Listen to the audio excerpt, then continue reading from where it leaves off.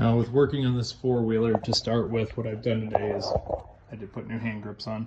I was doing an oil change on this Eiger.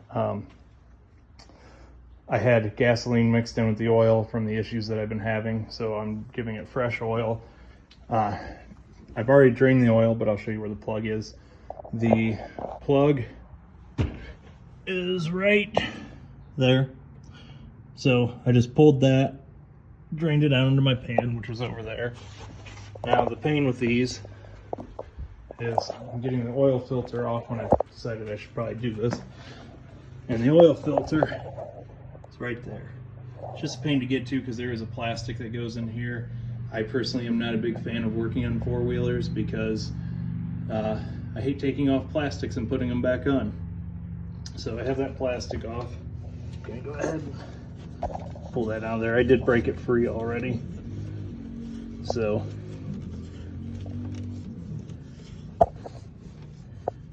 get that out of there and try not to spill a bunch of oil all over the place, but you know how that goes.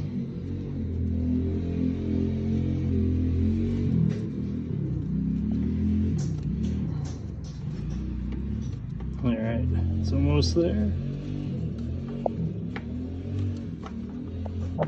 Now, what I like to do when I pull off an oil filter is I always check to make sure I still have the O-ring on there. And I learned that while working on vehicles because I worked at an auto shop for a short period of time. I'm not by any means an excellent car mechanic. It was more of a, started out as like an oil change guy. But one time I didn't check that O-ring there, and the car I was working on, I believe it was like a Lincoln Zephyr, ended up with two O-rings there. And as soon as we turned the car on, it just dumped oil all over the place. So I'm gonna go grab my new filter. I ordered a K&N oil filter for it. I figure if I'm gonna fix everything, I might as well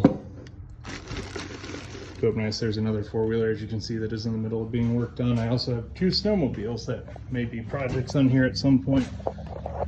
So I'm gonna go ahead. Get my new oil filter out of the box. There she is. Bear with me. I'm videotaping with the camera. I'm still figuring this all out. Got my new filter, K&N. What I always make sure to do too is I'm gonna dip my finger in some of the old oil and just run it alongside, run it along the new O-ring. That just kind of helps it seal a little bit better.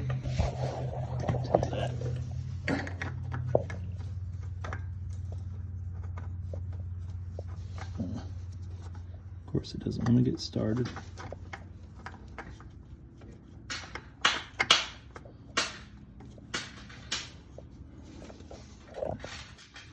Got it started. Remember, you can use pliers to take an oil filter off.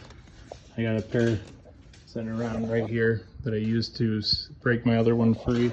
When you're putting an oil filter on, you just want to hand tighten it as tight as you can get it.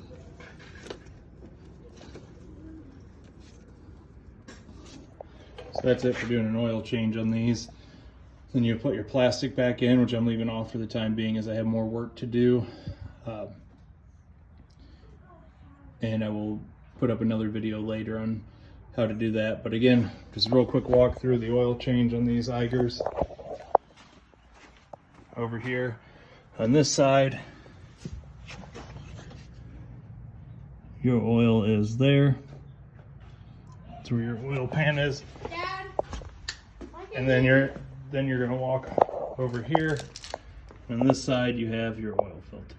I think it takes 4.2, I believe, or it might be 3.2. I'll have to check before I put the oil in. Quarts of oil. Those go in right here, but I will be doing that at a later time as I have more work to do on this.